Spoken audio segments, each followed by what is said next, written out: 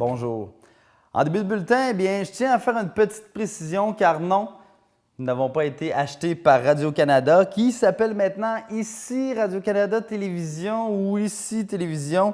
C'est pas tout à fait encore clair, je suis certaine, c'est que la télévision d'ici est là pour rester et n'a rien à voir avec la nouvelle identité visuelle que s'est donnée cette chaîne d'information. Et selon moi, s'il avait besoin de conseils, il avait juste à nous le demander, car nous, on utilise pas mal le mot « ici » et le titre de l'émission que vous écoutez présentement en est pour beaucoup. Alors, ceci étant dit, passons maintenant aux choses sérieuses. Une entente régionale a été signée dernièrement à la MRC de la Côte-de-Beaupré en lien avec le schéma de couverture de risque. L'accord assure maintenant le déploiement des ressources incendies sur la Côte-de-Beaupré lors d'un feu. Donc, c'est ce qui a pour effet d'augmenter la force de frappe au moment d'un incendie. Donc, René Morel, directeur de la caserne Sainte-Anne-de-Beaupré et président du comité technique, de même que Christian Paré, coordonnateur de la sécurité incendie à la MRC, nous explique concrètement ce que cette entente va changer.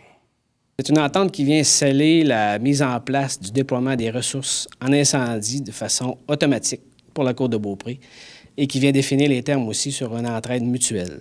Alors, qu'est-ce que ça va changer concrètement au niveau des services des incendies? Ça va assurer le nombre de pompiers requis pour couvrir le schéma de couverture de risque en incendie. L'acheminement des ressources fait que si une ville n'est pas capable de se couvrir, bien, il va y avoir une autre ville qui va venir en entraide automatiquement. On va assurer un déploiement des ressources minimum là, pour le schéma. Et quand on dit automatiquement, on fait référence à quoi? De quelle manière ça va fonctionner? Bien, lors de la prise d'appel, tout dépendant du type d'appel qui va rentrer à la centrale, on a déjà des protocoles qui sont établis avec les villes puis la centrale. Avec eux autres, ils vont savoir que c'est de tel type de bâtiment, avec ils vont appeler, mettons, Sainte-Anne-de-Beaupré n'est pas en mesure de se couvrir sur des risques élevés, bien, ça prend de l'entraide. Ils vont appeler les villes tout de suite automatiquement. Autrement dit, ce qui se passait dans le passé, c'est que la ville se rendait sur les lieux, puis de l'ampleur de l'événement, faisait appel à d'autres entraides simultanément. Mais là, ça va se faire tout de suite. Il n'y aura plus de délai. La force de frappe va être là en partant. Est-ce que c'est une entente qu'on avait vraiment besoin d'implanter? Oui, parce que le schéma de couverture de risque le demandait. Le plan d'action demandait de revoir les entraides qui existaient. Il y en existait quelques-unes au niveau de la côte qui étaient désuètes ou des fois c'était, comme on dit en québécois, là, sur la gueule. Là. Mais maintenant, avec ça, ça répond aux exigences du schéma de couverture de risque pour le déploiement des forces. Et c'est un peu une première pour vous, là, vous me disiez ça tout à l'heure en pré-entrevue. Effectivement, c'est une première. Avant, il n'y avait pas d'entraide automatique. C'était toujours fait par les directeurs sur les lieux d'intervention.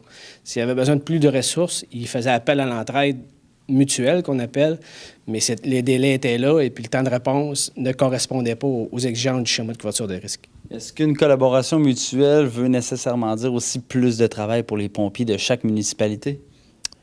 Oui, par le fait même, parce que l'on est appelé à aller automatiquement dans des villes voisines. Là. Tout dépendant de la ville qu'on a puis des effectifs que la ville a. Nous autres, pendant Sainte-Anne, on couvre Beaupré et on va à Château-Richer. Donc, bref, c'est une bonne chose pour la sécurité des résidents de la Côte-de-Beaupré? Effectivement, ça vient augmenter le nombre de pompiers immédiatement sur l'appel.